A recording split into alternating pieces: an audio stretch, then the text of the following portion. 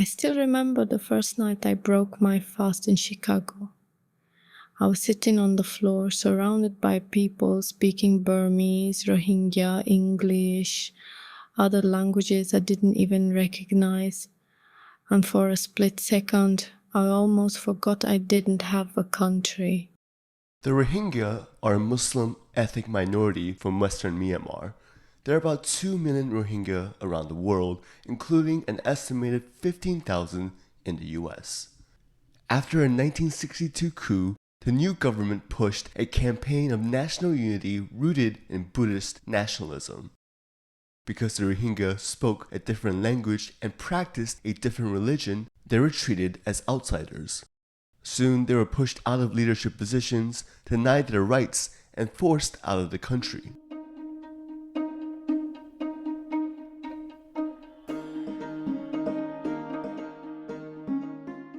In 1982, Myanmar passed the Citizenship Act, legally erasing the Rohingya citizenship. In effect, they were stateless.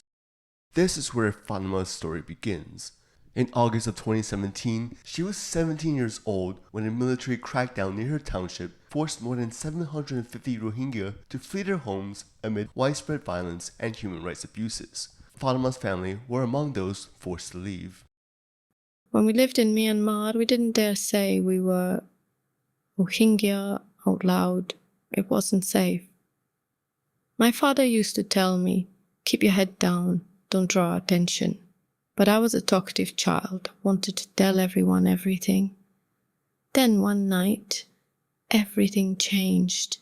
There were these soldiers holding huge guns who came into our town. Fire started, people were running all over the place. My father told me to hide in the cupboard. He just said everything was fine and not to worry. A few hours later, we left our home. We didn't bring anything or say goodbye to anyone. I just remember running. I'm Bing Wong for Change Agents, the podcast. In today's episode, we follow the story of one stateless Rohingya Muslim and her family's journey to the United States.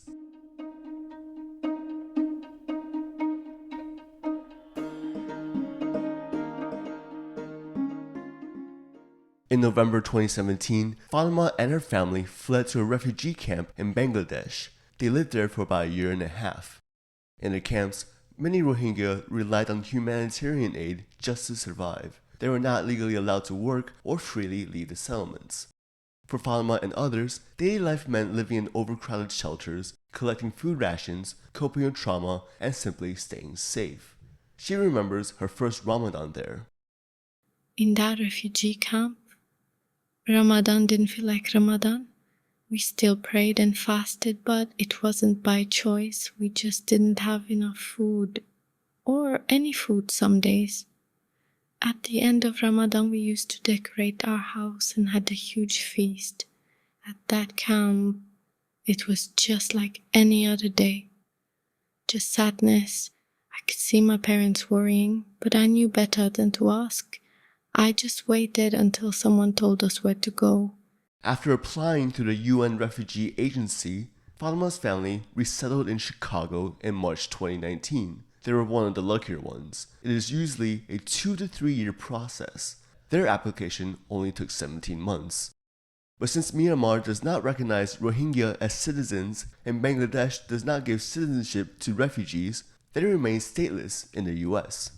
When I heard we were going to Chicago, I had no idea where that was. I thought it was another city in Myanmar, not a whole ocean away.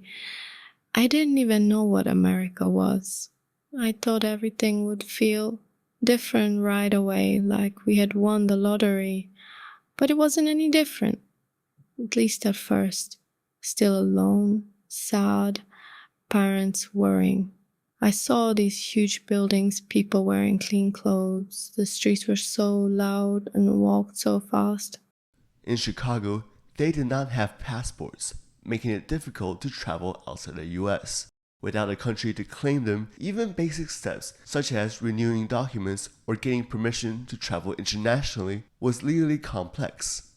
7 years later, there still is no clear path to citizenship. They're allowed to work, but finding steady jobs has been difficult because of language barriers, limited education, and an unfamiliar job market. To make ends meet, Fatima now cleans homes. Her father, who owned a small tea shop in Myanmar, is washing dishes in a restaurant.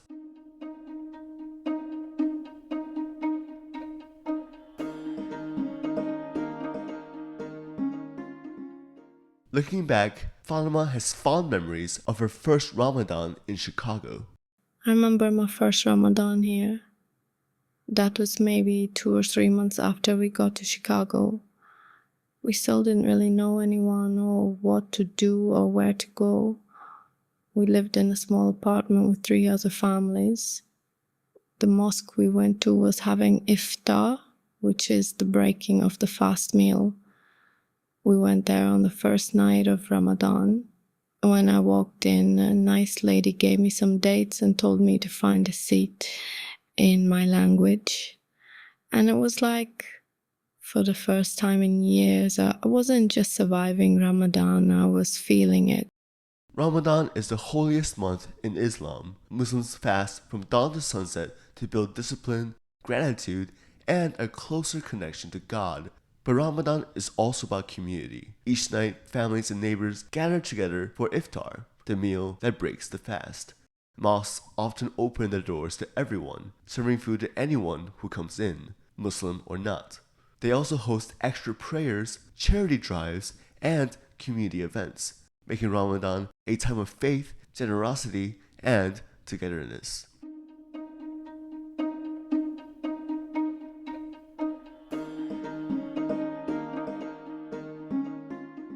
For Fatima, that sense of belonging is what makes Chicago feel like home, a place where her community can gather, remember, and carry their traditions forward. I think that's why these iftar dinners matter so much now.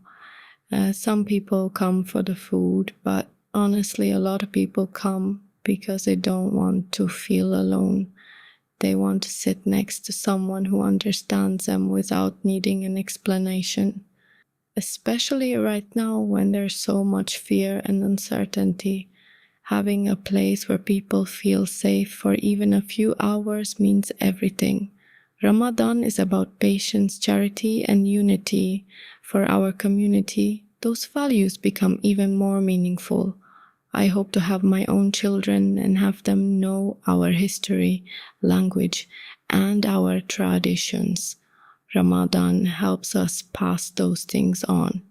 When we pray together during Ramadan, we pray for peace, both for our people all over the world and for the peace in the world. When President Trump returned to office in January 2025, his administration reshaped the U.S. Refugee Admissions Program. The annual refugee entry is now capped at 17,500 entries, down from 125,000 per year set under the Biden administration. The Trump administration also cut foreign aid, affecting Rohingya families still living in refugee camps. At the same time, ICE expanded arrests and detentions. In September 2025, the agency launched raids in major cities, including Operation Midway Blitz in Chicago.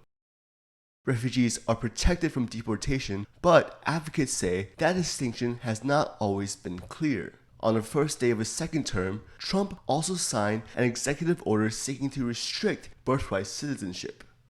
For stateless families, that raised a serious fear that children born in the U.S. could also be left without citizenship. The issue is now before the Supreme Court, with a ruling expected soon.